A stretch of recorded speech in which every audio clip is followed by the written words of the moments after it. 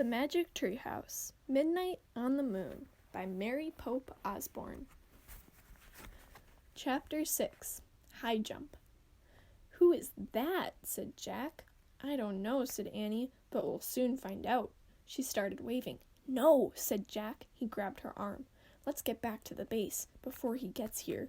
"Why?" said Annie. "We don't know who he is," said Jack. "We don't know if he's friendly or mean or what." "But we can't go back," said Annie. "We haven't found the fourth thing yet." "We won't be able to go home." "It doesn't matter. We can lock the door at the moon base until he goes away," said Jack. "Then we can get new air tanks." Jack hurried to the moon buggy. "Come on!" He jumped into the driver's seat. Annie gave a little wave to the dot in the sky. Then she climbed into the moon buggy. The buggy took off. "Careful," said Annie. They bumped over the rocks as Jack turned the buggy around. Then they zoomed towards the pass. Jack steered around craters and rocks. More than once the buggy nearly tipped over. "Whoa, slow down," said Annie. They were almost at the mountain pass. Suddenly, a cloud of dust flew up in front of them. The ground trembled. "Watch it," cried Annie. Jack couldn't see a thing. He stepped on the brake. The buggy jerked to a stop. The dust settled. A giant rock had fallen into the narrow pass. It was stuck between two walls of rock. They were trapped. Jack quickly found a picture of a giant rock in the moon book. He read aloud. "Rocks of all sizes crash into the moon from outer space. These rocks are called meteorites."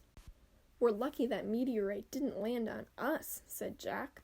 "Yeah, and I guess it's too big to be the thing," said Annie. She had climbed out of the moon buggy and was standing by the meteorite. It was more than twice as tall as she was. Jack looked at the black sky. The flying thing was nowhere in sight, yet.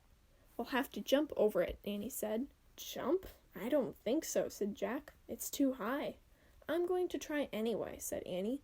"Wait, let's think first," said Jack. But Annie was already backing up. 1, 2, 3, go! She shouted, and took giant, leaping steps toward the meteorite.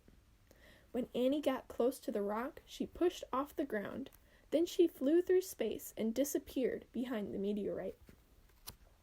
"Annie!" Jack called. There was no answer.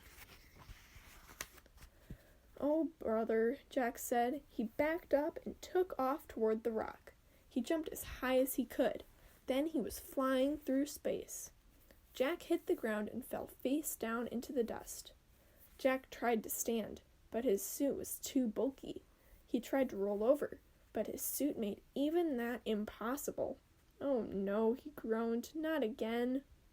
"Are you here?" asked Annie. "Did you make it?" "Yes."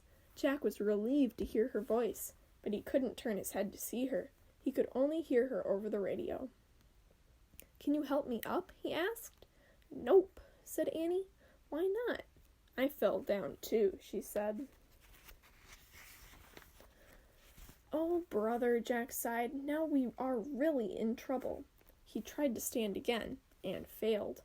"Can you see anything?" he asked. "Just the sky," said Annie. "Wow, is it weird?" "I'm worried about our air tanks," said Jack. "I feel like it's been 2 hours. "Jack," said Annie. "And what about that moon man?" said Jack. "Where did he go to?" "Jack," whispered Annie. "What?"